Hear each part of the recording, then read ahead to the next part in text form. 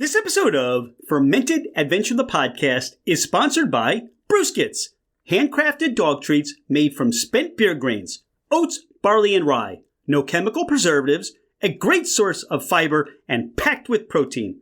Visit brewskits.com to see the full selection of treats for your dog and your cat. Receive 15% off, no minimum purchase on your first order by typing in lowercase FA 2024 at checkout. Cheers!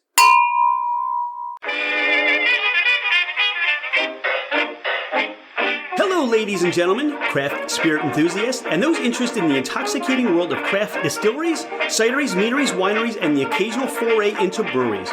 It's Rich Shane, and welcome to Fermented Adventure, the podcast, where we bring you the fascinating people that are making the mash, fermenting, distilling, bottling, pouring, and delivering to you some of the finest libations in the world. Before we get started, here are a few housekeeping items. Thank you for bringing the podcast into wherever you are and whatever you're doing. We truly are grateful that you have chosen to listen and make us part of your day. It would mean the world to us if you left a 5-star review. This helps us climb in the rankings, and it makes it easier for others to find us. Don't hesitate to leave us your comments as well. If the podcast didn't meet your expectations, tell us why. We're always striving to improve. You can find us at fermentedadventure.com. We are on Instagram and Facebook as Fermented Adventure. Email us at fermentedadventure@gmail.com. All right, FA Nation, let's meet our guest. He's Jedd Haas. I'm Rich Shane, and this is Fermented Adventure, the podcast. Jedd, welcome to the podcast. Thank you so much, Shane, Rich, or Mr. Clean, as I like to say, because once you get a nickname, it's just hard to shake it. And your demeanor is just so happy all the time that, it just seems to fit. Well, why I am happy is because we get to talk a lot of different spirits today. We're going to talk Atelier V today. How did that distillery for you get started? Well, I will definitely answer that question. But having reviewed the outline of some topics, I would like to engage in a little live remixing, if you don't mind. Not at all. Down here in New Orleans, we often do things sort of different kind of ways. Like if you take a trip down here on the Mississippi River, it twists and it turns, it goes back and forth, and unexpected things can happen. So I would like to rewind the clock, as it were, to last July, when you and your charming sidekick were at Tales of the Cocktail 2023. And there, in a room somewhat smaller than a submarine, there were approximately 5 million spirits vendors eagerly trying to pour liquor down everyone's throat. Somehow you found your way to my table, tasted some stuff. Just for knowledge, what do you recall which spirit you tasted back then?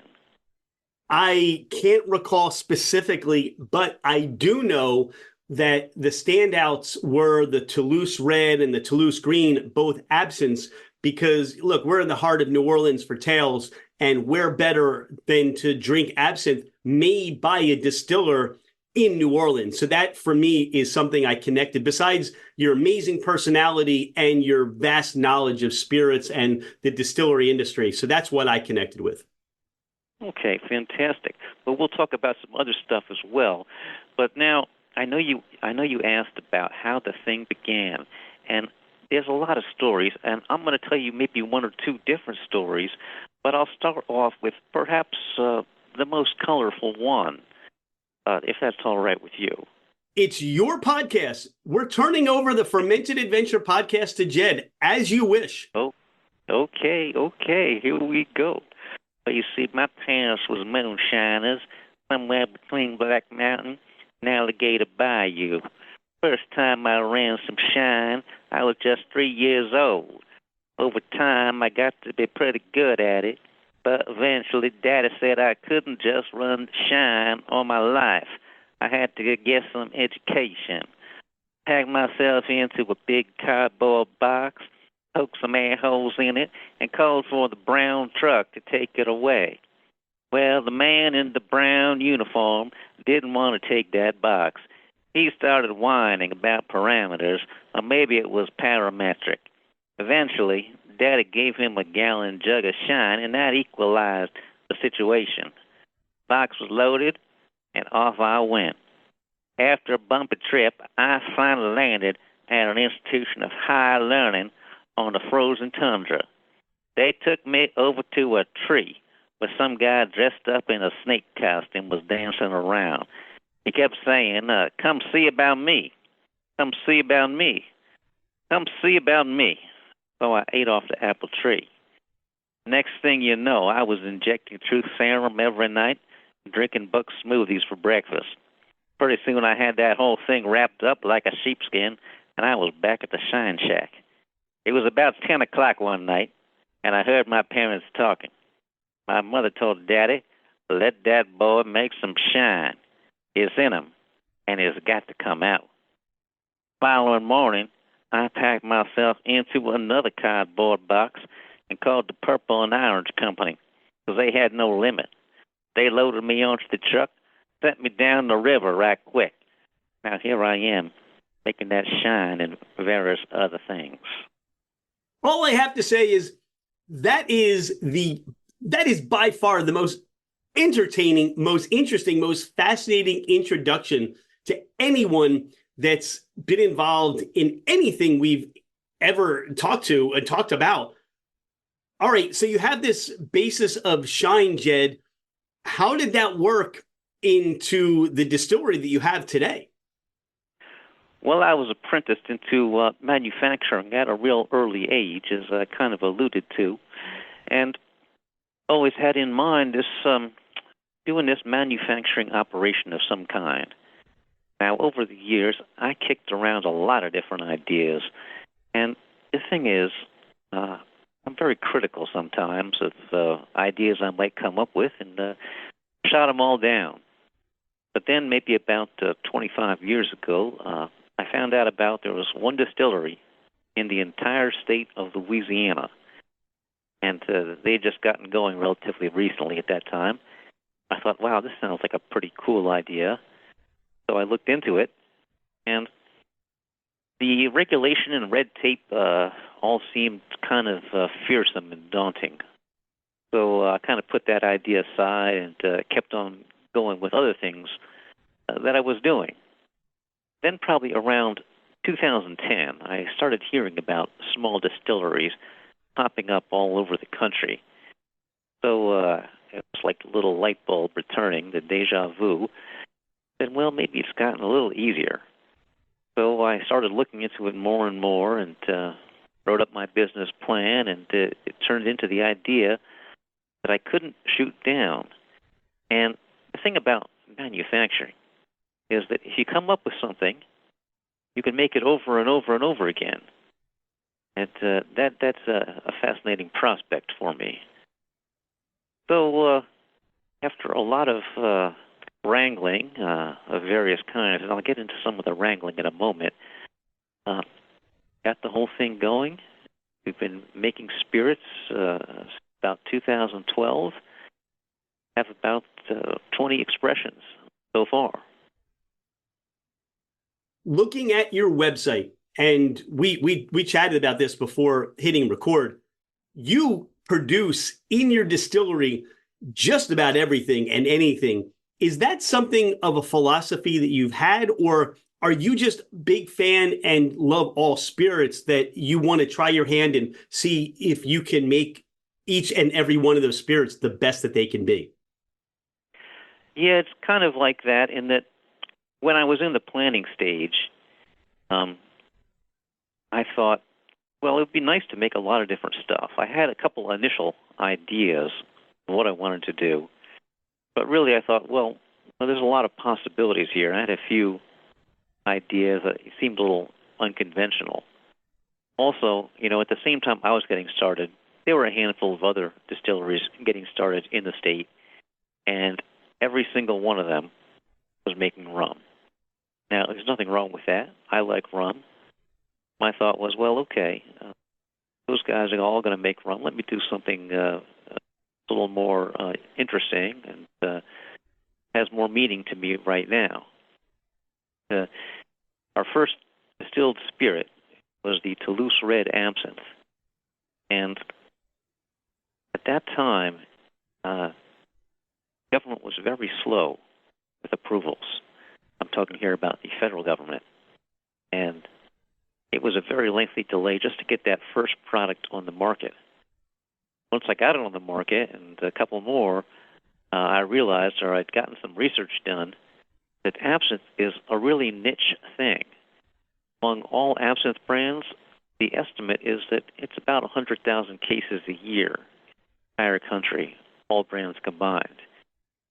That was a while back. It's probably increased since then, but even if it was twice as much, 200,000 cases a year, that's still considered incredibly niche.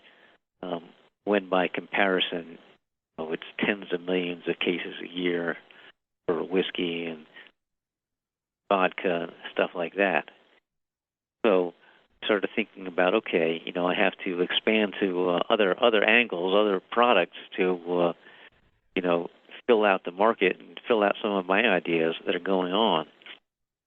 But before I maybe get into some of the more details on the spirits and the products, I do want to sort of circle back to this thing about how it all got started, because there were some very interesting and unusual challenges in getting the distillery started. A lot of people think that if you're starting a distillery, the federal government is going to be the biggest obstacle. Not so. I made contact with our area federal investigator and had a few conversations with her. And, during one of these phone conversations, she said, sort of apropos of nothing, well, you've done your homework. I see you know the law. It's not going to be any problem for you to get a permit. So that was sort of the easy thing. The thing is, though, in order to get your federal permit, you have to get everything else, your state permit and all your local permits. And echoing what a certain notorious politician once said, all politics is local. The local decisions are sadly political. And these were some things I didn't quite understand as I got into it. I thought, just fill out your forms and pay your fees, and it's all good. But really, sort of the crux of the matter, the most difficult obstacle, the Gordian knot, so to speak, is this thing called zoning, which I didn't know too much about before, but I've learned quite a bit since then. And what it amounts to is saying, well, you can do such and such activity in this particular location, and you can't do something else. And the restrictions on distilling were very severe. I had to be in a heavy industrial district, which is a very small portion of the city, limited to a few, very derelict industrial-type areas. And then on top of that, I had to get a special permission from this group called the City Planning Commission. It would have been easier, in fact, to open up a chicken slaughtering operation or a nuclear reactor. Both of those require a heavy industrial district, but no additional special permissions. And what I didn't realize in proceeding with this whole thing with the City Planning Commission is that it's a political group. They have a professional staff that, examines what you want to do and gives their recommendation, but ultimately it's a group of political appointees who make these decisions. And, of course, I had no idea what type of lines then I was entering when I got into that. So I go to this meeting, and it seems that there was this other guy also trying to start a distillery who was on the docket that same day. And he gets up, or rather his attorney gets up and presents their case and so forth. And then this other gentleman gets up to speak in opposition. I'll refer to this gentleman as Reverend Bullfrog. Oh, we don't want no liquor advertising around here. We don't allow no strip club advertising in our neighborhood. We ain't having it. Can I get an amen? 15 or 20 members of the church get up and say, hell no. This was rather eye-opening, to say the least. Afterwards, I saw Reverend Bullfrog and the attorney in some vigorous discussion. But it gets even more interesting because after I got up to say my thing, someone else gets up in opposition to me, and she says, well, we have a church, right near the distillery, and, we're worried about, some of our members are very old, and we're worried about this and that. And, this was kind of completely blindsiding me because, we're in an area where it's all businesses, it's all industrial businesses. We've got the interstate on one side, we've got the railroad tracks on the other, and the prison just down the line. Very scenic location, Rich. So I'm sort of flabbergasted because this was sort of completely unexpected. And after Miss Churchlady says her piece, one of the commissioners decides to unload on me. He says, how is it, you didn't know about this? How could you be so insensitive? And he goes on and on. He rakes me over the coals, and of course, when the vote comes up, he votes against me. So it was a sort of a split vote, which meant that it was sent off to the city council to decide further. But after all the shouting was done, the voting was done, went over to talk to the church lady, and there she was. She introduces me to the reverend. And so I asked the reverend, well, where exactly, is your church? And, they didn't want to answer that question. Said, the first lady, the one who got up to speak, said, well, you could sign a community benefits agreement. In other words, a straight-up shakedown. So, I returned to the topic of, where is the church? As well, it's over by Thalia and Clara Street. Well, the thing is, Thalia and Clara Streets run parallel to each other. They don't intersect. I'm like, well, what exactly is the address? Finally, after I asked her about 10 different times, different ways, she finally says, well, there is no church. It was torn down years ago. Ah. So these guys had voted against me and raked me over the coals over a non-existent church, and they were completely hoodwinked by these church ladies who were hoping for a cash payout. It really sounds to me like they prepared, knowing that you and perhaps even the other distiller were going to be on the docket, that they prepared everything against you to hope that you would just kind of go away. Do you get that impression? Or we're looking to pay out some monies just to be able to move forward with your dreams and ideas? Yeah, I think they were looking for both. In both cases, they were looking for a payout, in which case they would say, okay, we've signed a community benefits agreement. We're not going to oppose this anymore, and so forth.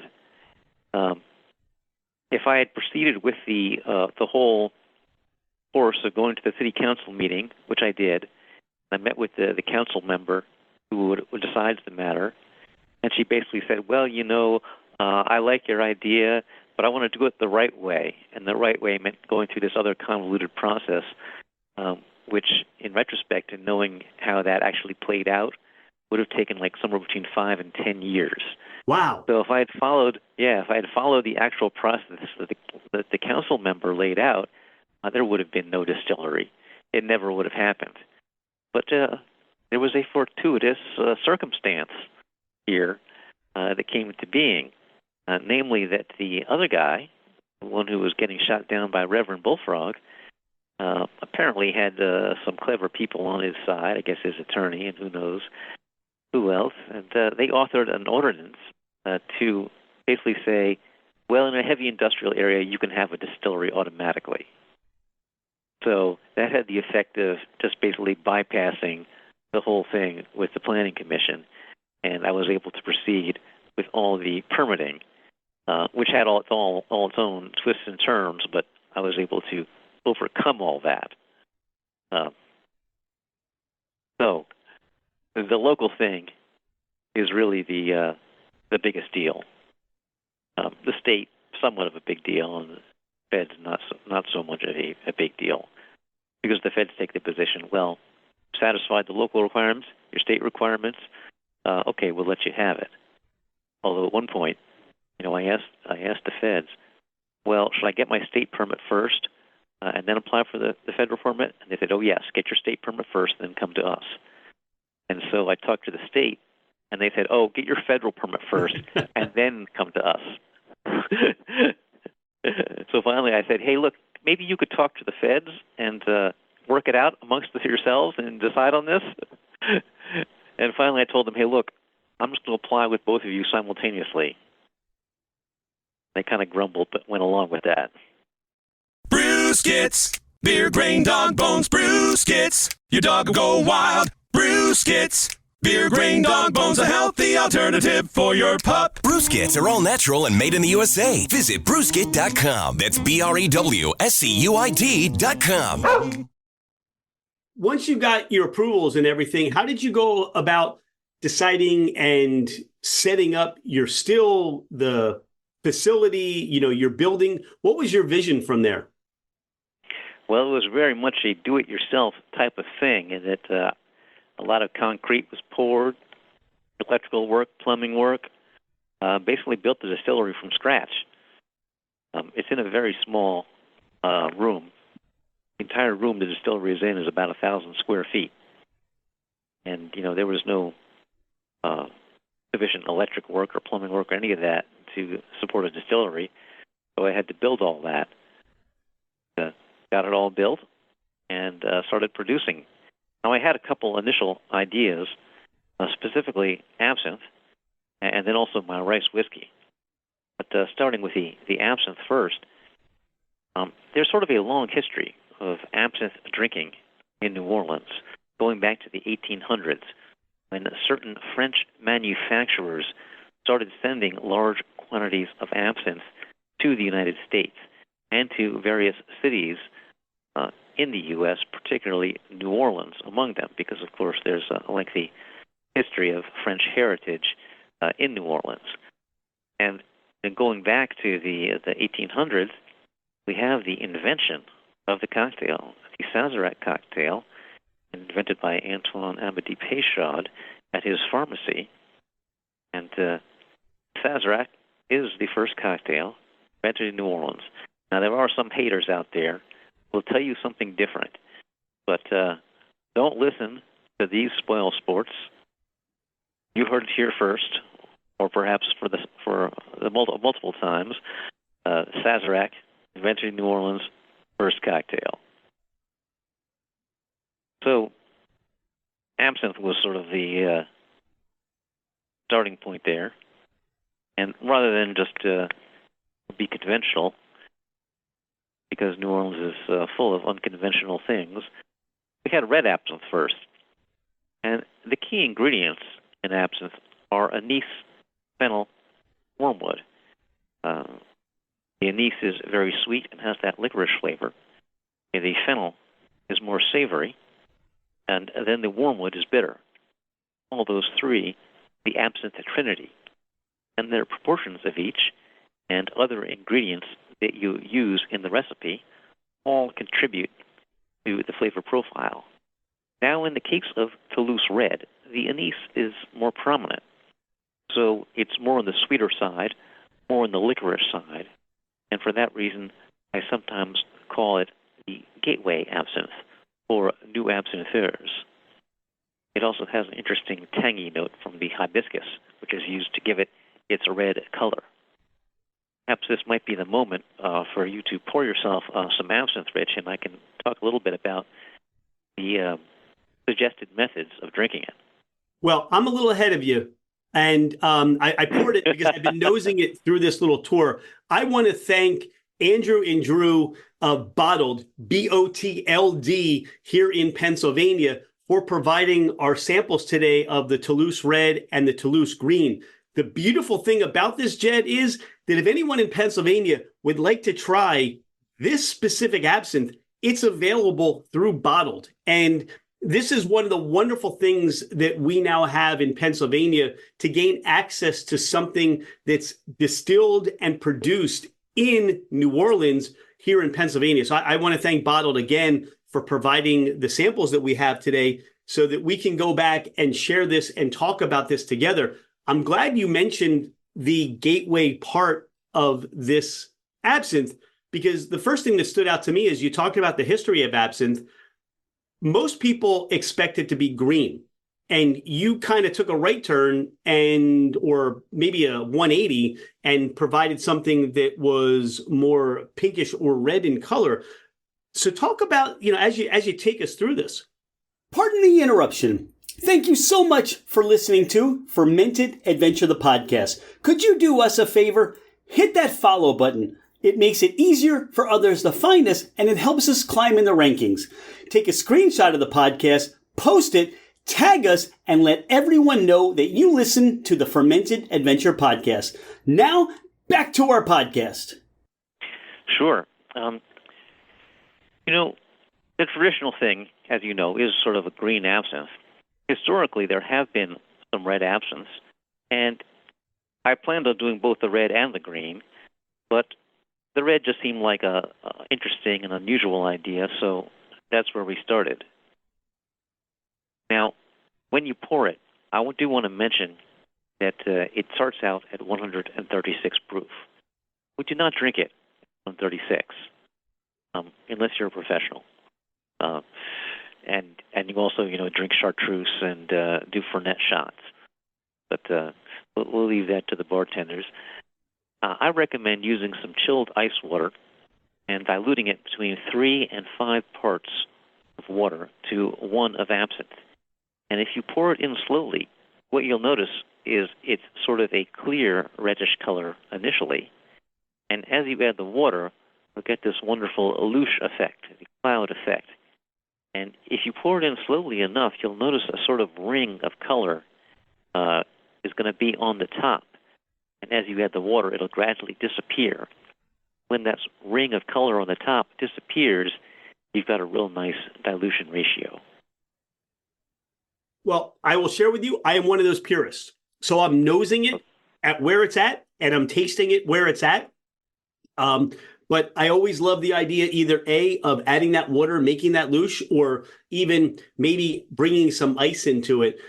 But this way, I get to see your desire and vision. And one of the things that I took from this, even on the nose, have you ever had any conversations where people said, this noses somewhat like a gin, or there's a component of gin? Because you talked about it being a gateway absinthe. Yes. Well, certainly gateway absinthe is really referring more to the flavor profile, which, as I mentioned, is more on the sweeter side. And that brings up another point I would like to make, which is that anyone who's ever been to an absinthe bar or anything like that will know that typically they'll bring out their fancy glass, their fancy spoon, their fancy fountain, their sugar cube. They'll light it on fire, and you're getting for a show, and that will be $25, please. Now, I recommend omitting any sugar cubes because it's relatively sweet on its own, and when you taste it without sugar, it may be somewhat of a revelation, particularly if you're used to drinking absinthe with a sugar cube. I am somewhat of anti-sugar when it comes to distilled spirits because it really kills the most interesting aspects of flavor. So that's my recommendation and minor anti-sugar rant when it comes to absinthe. I appreciate the rant, and I appreciate your guidance through the proper way or a way of drinking absinthe that maybe over time has gotten bastardized. I've never seen anybody light absinthe on fire. And I guess if I had, I would think to myself, what's the point? Because you're losing the full absinthe experience. Yeah, that to me sounds crazy. I agree. But, typically what I see them do is they'll put the sugar cube on the spoon, saturate it with the absinthe, pour it over the sugar cube, and then let the sugar cube on fire. And then eventually they'll start up their fountain and put it out and louche it up. But that is just kind of weird in my opinion. And I've gone to some of the on-premise accounts in the French Quarter that serve my absinthe, and I'll tell the bartenders this. And then they'll try it for themselves and say, oh, yes, I see what you mean. And they've even started to sometimes tell the guests, hey, you might want to try it like this. the flavor profile brings me back, as you talked about, that moment where we met for the first time. And it is on the sweeter side of an absinthe, but you get the real depth of the Trinity as you spoke to.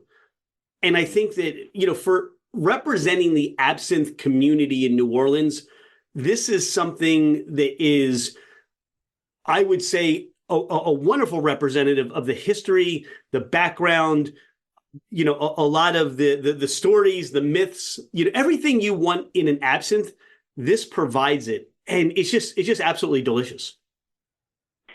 Something else I want to mention about Toulouse Red is it's really nice in a Sazerac. Now, as I mentioned earlier, Sazerac is the original first cocktail invented in New Orleans, and any bar that's any good in New Orleans will make a Sazerac. But not all Sazeracs are created equal. Many people make their Sazerac by putting in a little bit of absinthe or even a ersatz substitute, and rinse it around and then toss it out. And that is like a sacrilege. Please don't throw out absinthe. How would you do that? My recommendation is to use a teaspoon or more of Toulouse Red. And then, instead of using any sugar, which is normally used in a Sazerac, a sugar cube or some simple syrup, omit that sugar, and then instead use a split base of the 2/3 rye and 1/3 Calvados or a cognac, which of course has a little bit of sugar in it. And that will sort of, between the Calvados and the Toulouse Red, they'll add a little bit of sweetness to your Sazerac, just enough to balance out the Peychaud's bitters, and you're going to have a really nice savory Sazerac rather than an oversweet and saccharine Sazerac.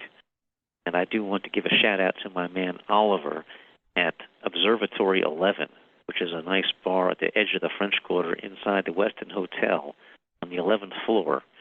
That's the name of Observatory, where they have large windows and you can see the French Quarter, who turned me on to the split base idea, which I think is a great innovation.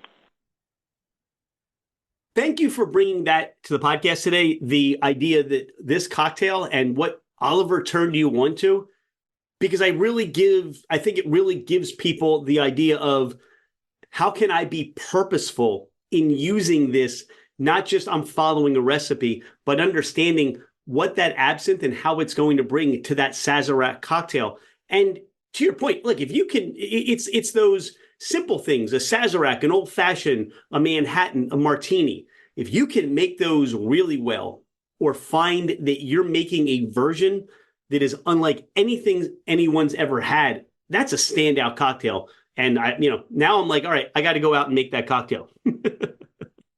Absolutely. Oh, absolutely. Good. I like that.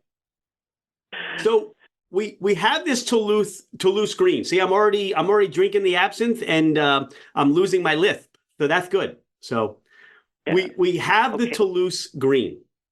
Talk about this innovation. So Toulouse green is sort of more of a classic absinthe flavor profile. The wormwood is more prominent in this one, so it's more on the herbal side. Now, there was a sort of an additional innovation with this one, with Toulouse green, and this brings us, in fact, to question 6C on your outline about what have been some aha moments. And one idea I had when we started working on the Toulouse green was, what if we grew some wormwood? And so I got some wormwood seeds, and I found some farmers local, who grew stuff locally, distributed the seeds to them, and continued work on the red and the green and various other stuff. And eventually, I got a little bit of this local wormwood at the very first harvest. And so put it into the green recipe that we had at that point, and which, was okay. Like, well, it's green, it's okay, but I'm not blown away.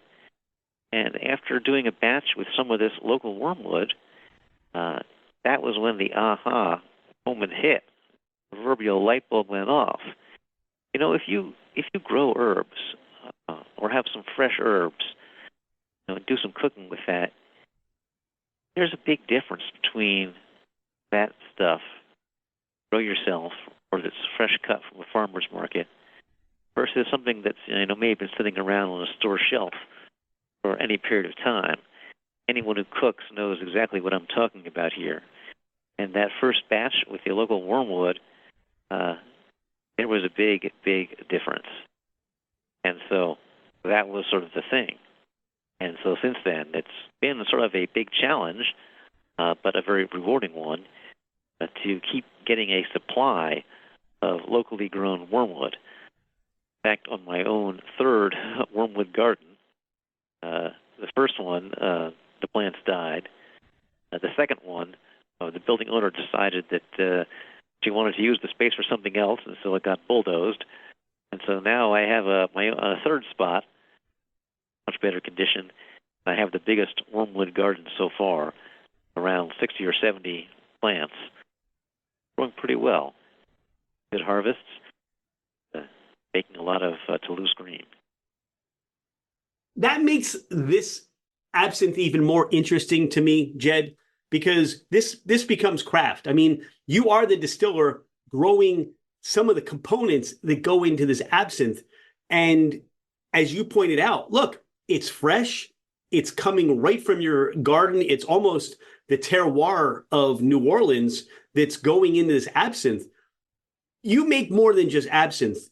And where you are, you're still at the inception, I think, of craft within Louisiana, let's say within New Orleans. How do you go about sourcing some of those ingredients, some of the things that you want to say, you know what, I'd like to make this. Where do I find some of the things as base ingredients or grains that I want to use in here? Well, a lot of things come from commercial suppliers of various kinds, which are located in various places. But a couple of things that I do source from the immediate area are the rice that I use for my rice whiskey, as well as the molasses that I use for my rum. Now, the rice comes from a place called the Falcon Rice Mill in Crowley, Louisiana, which is out towards the western part of the state, in between Lafayette and Lake Charles. And if you drive out there on the I-10, get to the area around Crowley, there are rice fields coming right up to the edge of the highway. And you can look out as you're going by and say, well, there's the next bottle of rice whiskey growing right there. Now, I had heard about rice whiskey or rice spirits being made in Asia years ago, and that was sort of one of the original ideas I had for this. And I thought, well, there's a lot of rice in Louisiana. It would be really cool to make some rice whiskey from some of that rice. And it was definitely a challenge to get it done because there's no instruction manual for making rice whiskey, at least not yet. But the way, oftentimes when people hear rice whiskey, they say things like, well, is it sake, or things of that nature. But sake is only fermented, it's not distilled, and the process by which it's produced is considerably different from the process that I use. The way I make the rice whiskey is comparable to how a corn whiskey might be made. We start out by cooking the rice until it's completely soft and gluey. As it gets thick, we add in what's called an enzyme. The first enzyme is called a liquefaction enzyme, which turns that thick, sticky rice into more of a liquid. And not to get too technical, but what's going on there is that you can think of a grain of rice as being like a semi-truck full of Slinkies.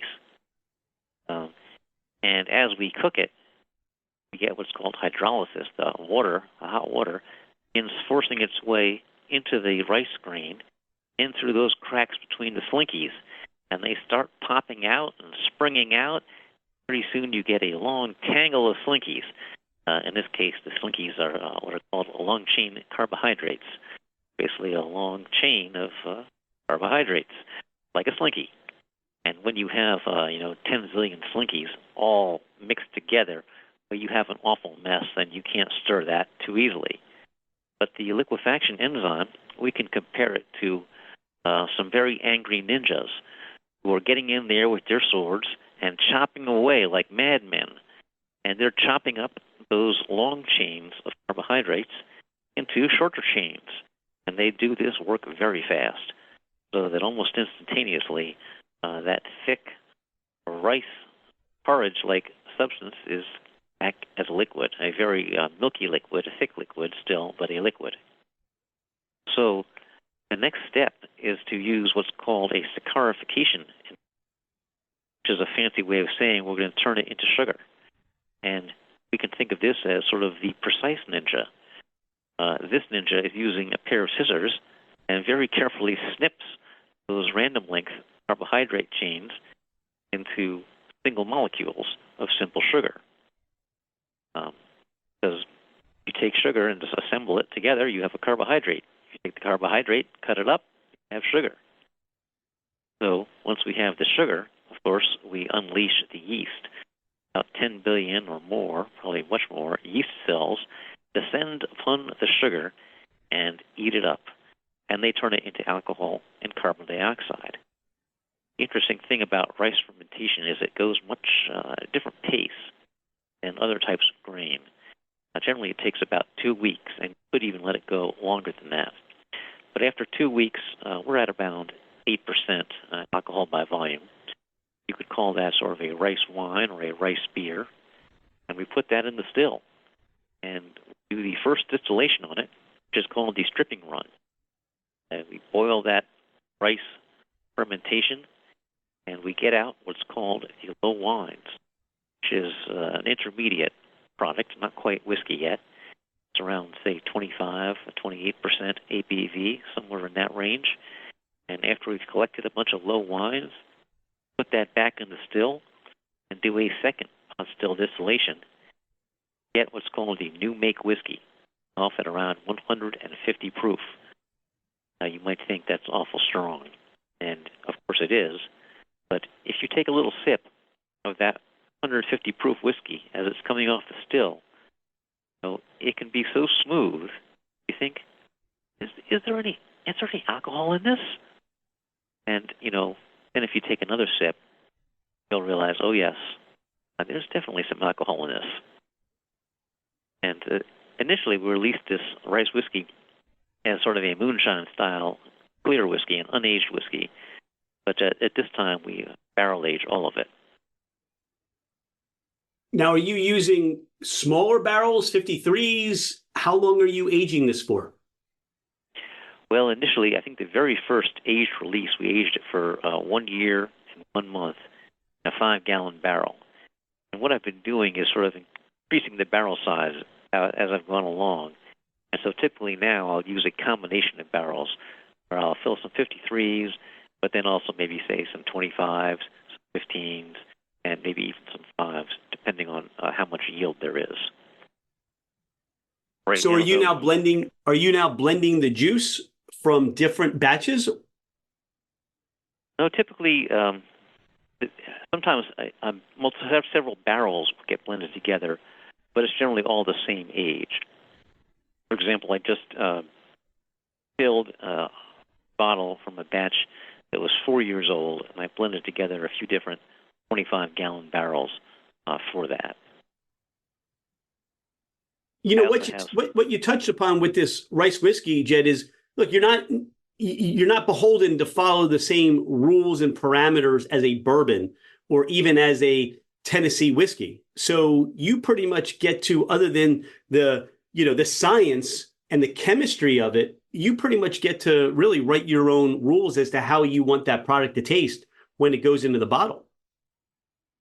Well, for the most part, the government has some weird understandings when it comes to whiskey made from grains other than what we might call the big four: corn, rye, wheat, and malt. Those things are all well known. They understand them. But the government also says whiskey is spirit filled from grain. And they don't specify that you can only use those 4 grains. You can use any grain you want. You can convince the government it's grain, well, you can call it whiskey. Thing is, if it's not one of the recognized types of whiskey, like bourbon or rye whiskey, the government won't let you use the words the way you'd like. I mean, it seems obvious you'd like to say rice whiskey right there on the label. The government says, oh, no, we don't recognize rice whiskey as an established type. So you're going to have the word whiskey by itself. So if you flip through the PDF that I sent to Dawn, you'll see that the picture of the Riz bottle, the word whiskey, appears in one area, and the word rice appears somewhere else.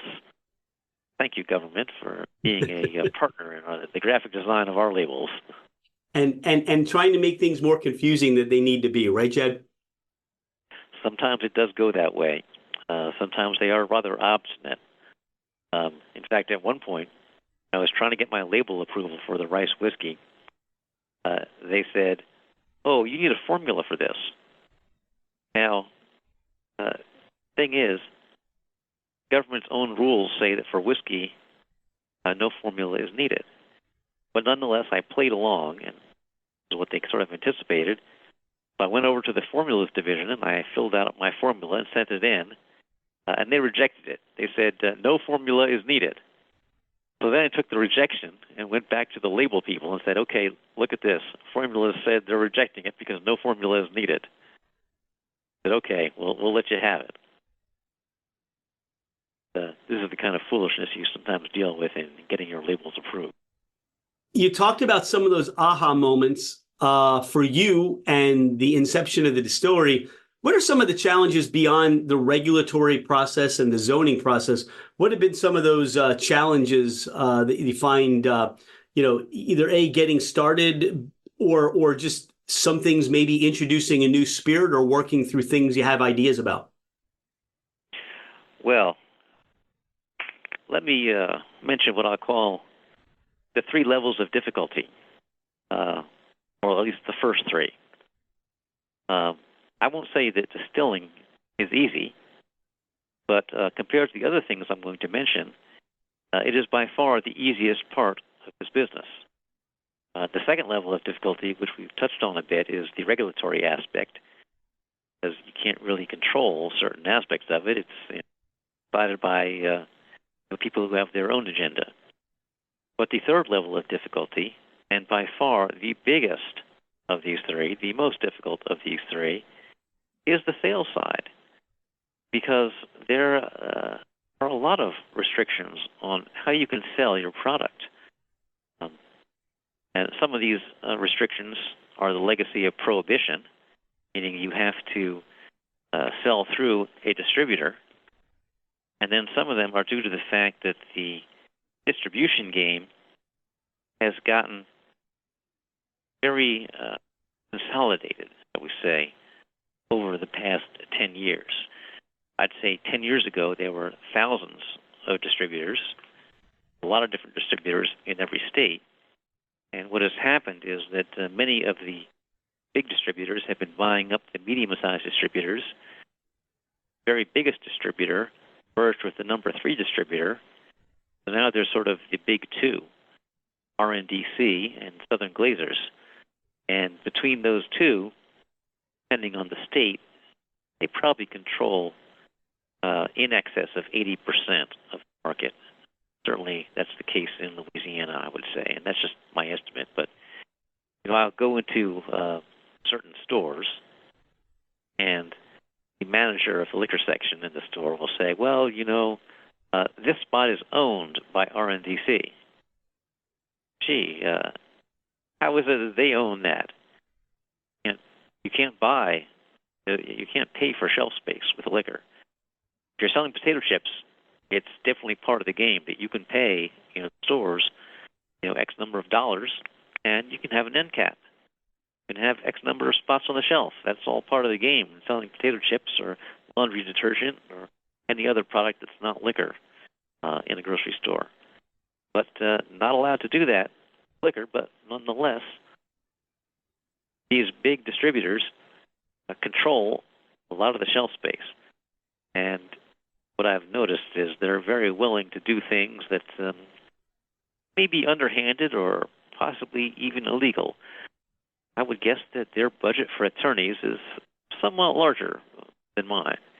And so they're willing to apparently just accept any infractions, and the penalties for those infractions is just part of the cost of doing business. So competing with these big distributors is really the biggest challenge out there. Well, there are some other ones that are bigger, but we'll leave it at just 3 levels for now. Well, I'm going to recognize that's where, again, companies like Bottled, where they come in to give you a space on their shelf and an opportunity to introduce your product to somebody outside of your market. I think that's very valuable.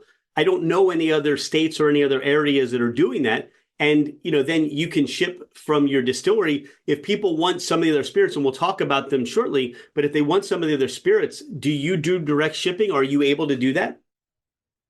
We're not allowed to do that, but I do want to circle back since you mentioned Bottled, because I want people to understand the fiendishly clever nature of their concept. I think it deserves a little more recognition. Now, Pennsylvania is one of the 17 states which are called control states, where the state controls distribution, which I know you and everyone else in Pennsylvania feels the pain of going to the PLCB's stores and maybe not finding exactly what you want, but it's entirely up to this one agency as to what gets sold in Pennsylvania. And dealing with this level of bureaucracy, it's very Kafkaesque. And so, as a consequence, what you'll find in those state-run stores in Pennsylvania is going to be largely the very large brands that can afford to deal with these kinds of minutiae. Now, Bottled has figured out an insanely clever workaround. It seems that in Pennsylvania, if you bottle something in Pennsylvania, you are considered the producer of record. And if you are a producer in Pennsylvania, you can sell out of your facility. Not only that, you can open up to 5 satellite locations, retail locations, around the state. Sell your stuff in those 5 locations. And you can ship to anyone in Pennsylvania. So what Bottled has figured out is they can buy stuff in bulk from distilleries all across the country, all around the world. They license the labels, and then they bottle it right there in Pennsylvania, and presto, Toulouse Red and Toulouse Green, those bottles look exactly the same as the ones I produce in New Orleans. It's the exact same stuff. The only difference is on the back label is bottled by Bottled, King Prussia, PA. Like you said, Jedd, presto, because I'm 20 minutes away and I have the ability to be able to share this with you and the listeners on the podcast. With the fact that you can't ship out of your state, what are, some of the, you talked about the 5 establishments, the 5 satellites in Pennsylvania. Are you able to set up additional tasting rooms?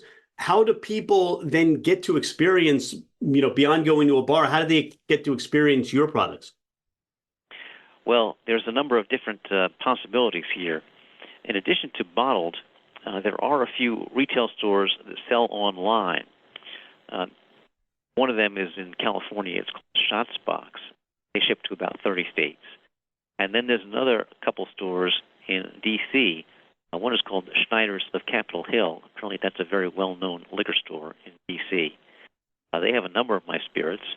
And then there's a second online store in D.C. called Drinky, D-R-I-N-Q-Y, which sells a number of my spirits online, including a barrel pick of a brown rice whiskey experiment. Now, D.C., I mentioned this, has a very interesting rule called, I call it the D.C. loophole. So Washington, D.C. is the land of loopholes, so that's no surprise. It seems that if you do not have a distributor in Washington, D.C., a retail store can purchase directly from the distillery.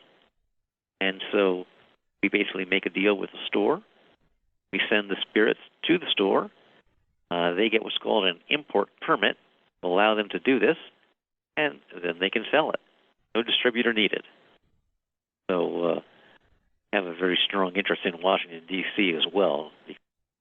That's a really great way to get some additional distribution and coverage and availability throughout the country, because they also ship to 30 states or so. So that's a really good thing. And on our website, we have a where to buy page where we list all these various options where you can find what you can find at all of these various online stores. But if you do come to New Orleans, and here we're going to circle back to what we mentioned at the beginning about how you can taste some more, Rich, we do have our special tasting room in the distillery.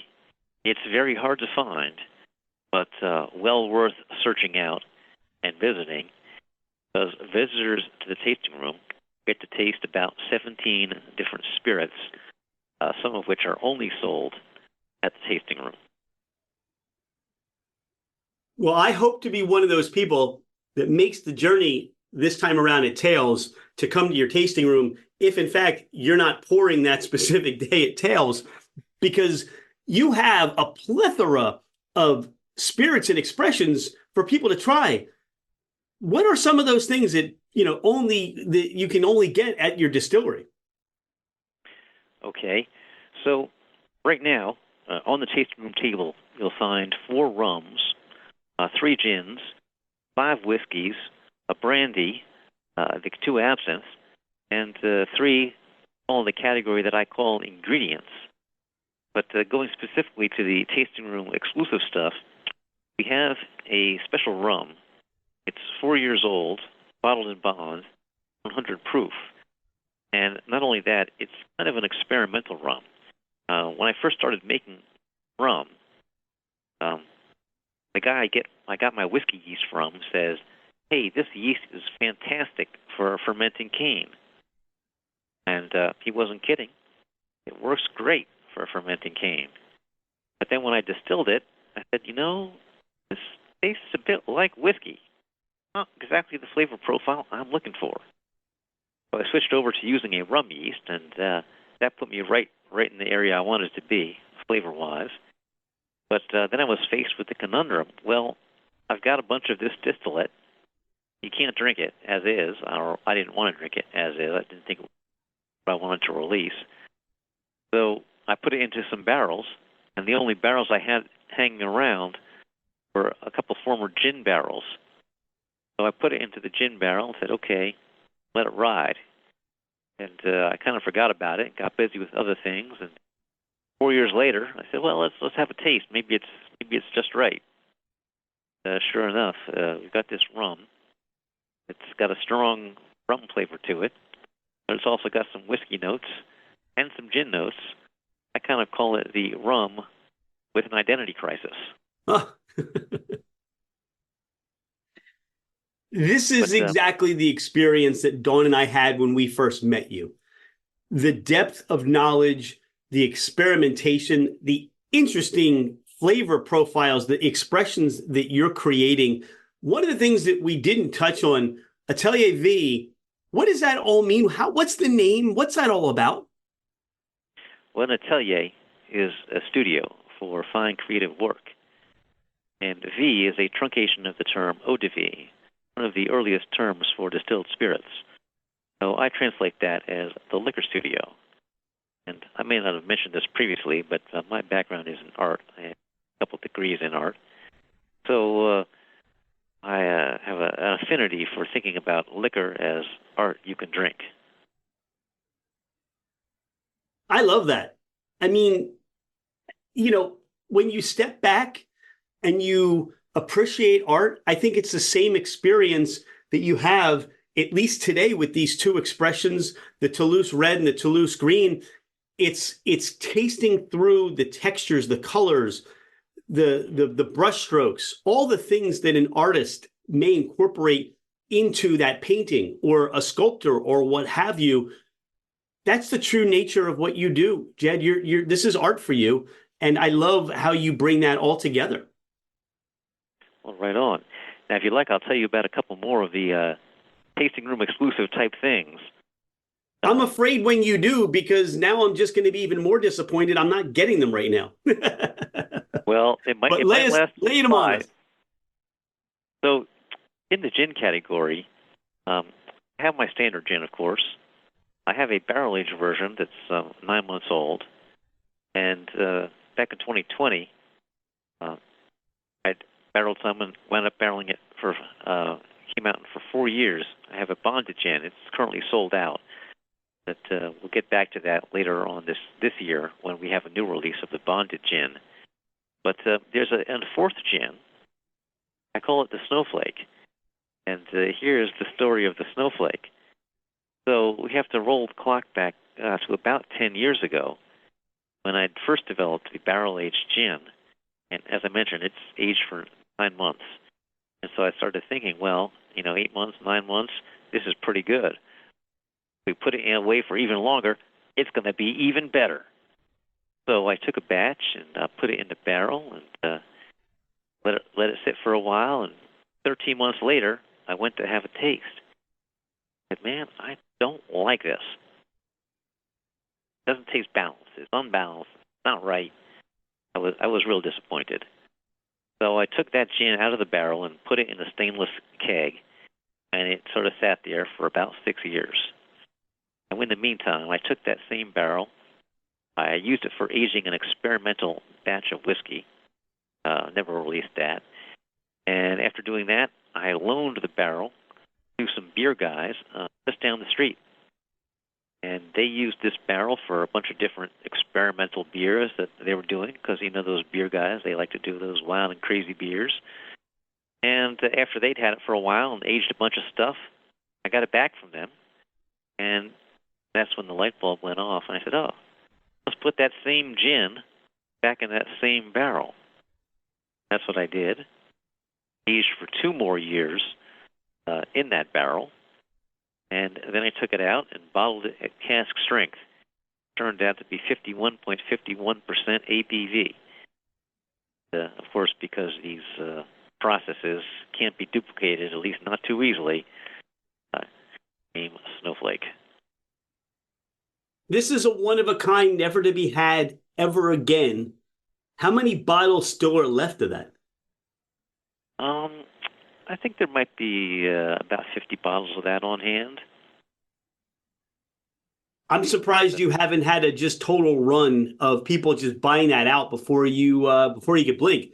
Those are the unique things that I would say, in our fermented adventure that we seek. The idea that you took something, you recognize it wasn't right, put it aside. Many people would have dumped it, but you put it aside and said, I got something, I don't know what yet. But it took the 6 years to come back around after you've given this barrel away and beer's been in there. I can only imagine what that must taste like. I'm so curious to that. Well, I think there's probably going to be some of that left in July. So okay, there's my incentive again to come to Tales. There. But I've got a couple more of these tasting room exclusives I'd like to tell you about. One of them, I like to call it the weirdest whiskey ever, or certainly the weirdest whiskey you'll taste at my tasting room, perhaps in all of New Orleans.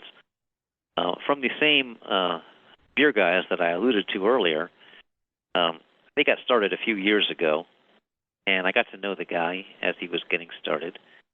And one day he calls me up and says, "Hey, we've got this, this batch of beer. It's not quite up to spec. Something didn't go quite right. Do you want it?" I'm like, okay, sure. And he had a few batches, actually, that I got over a period of time. And each time I got around 2,000 cans of beer, opened them all up, distilled them, put them into barrels and aged it, and then released it.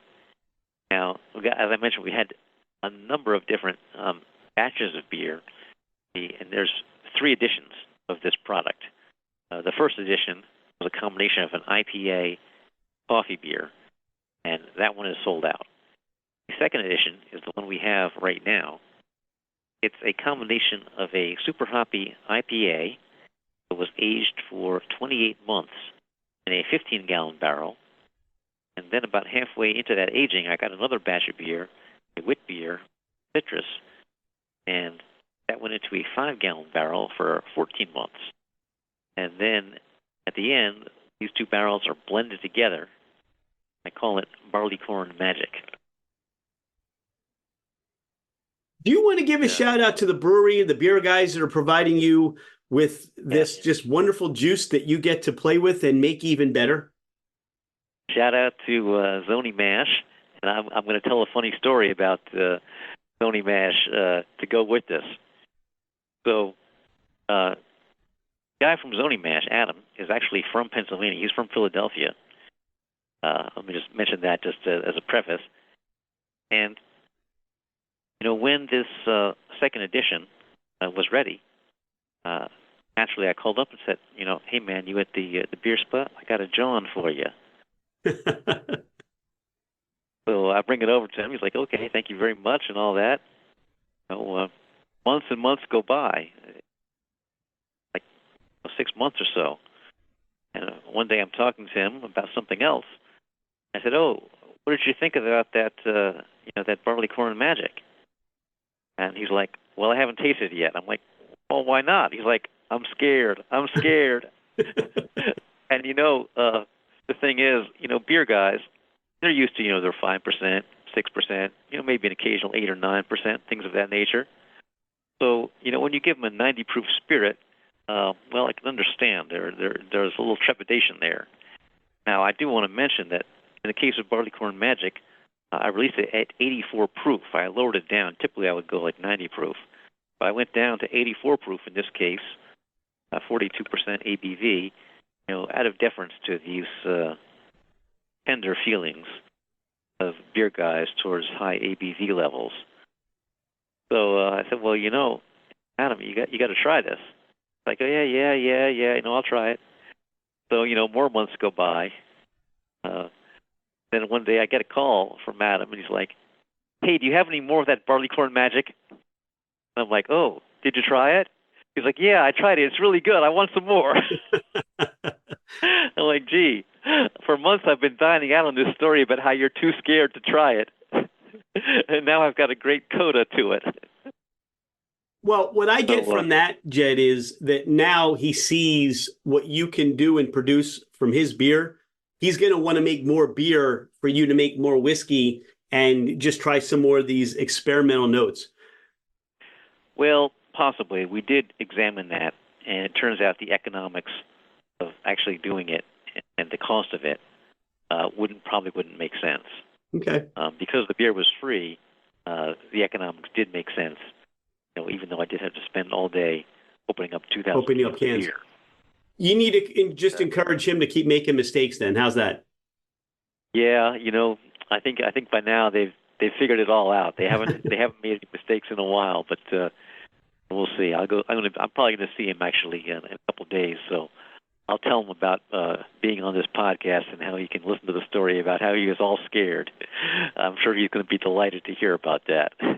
The legacy continues. Jedd, this has been a treat for me, and I'm appreciative of your time today. We're going to need to do a part 2 when we come down in New Orleans, visit the distillery, sit down with some of those limited release, those you can't get them anywhere else expressions, learn all the stories behind them. I will tell you, if you're in New Orleans or you're planning to go to New Orleans, this is definitely a stop you want to make. The expressions we've had, and like I said, when you pointed out at Tales, everything was amazing. And the depth of knowledge and now understanding the artistry that comes into play from you is even more, it just makes me feel more of a connection to what you're doing. I appreciate that. Thank you. Thank you so much for being a friend of Fermented Adventure. If people want to stop by the distillery, what's the address? Well, what they need to do is go to our website, ATELIERVIE.com/visit. Or if they go to the homepage, click on the visit link. Because all the visits at this time are by appointment only. And that's simply due to my production schedule being somewhat busy, so things need to be scheduled. And all of the many details are explained on our visit page, including the directions which are mandatory. Otherwise, you will get lost. We've had many calls from people saying, I'm up on the overpass above you. How do I get down? Jump! Yes. Did you bring your parachute? You can also follow along with our shenanigans on Instagram at Atelier V, ATLIERVIE. And as I mentioned earlier, on the Where to Buy page, you can find some alternate locations on where to buy it, as well as many locations around New Orleans and Louisiana. Look, as you pointed out, Washington, D.C. has you covered, Bottled has you covered, California has you covered, and there's an ability to ship outside of those locations. Jedd, thanks again for your time today, and we can't wait to see you in July. Very good. I'm looking forward to it, Rich. Cheers! Cheers. Bye-bye.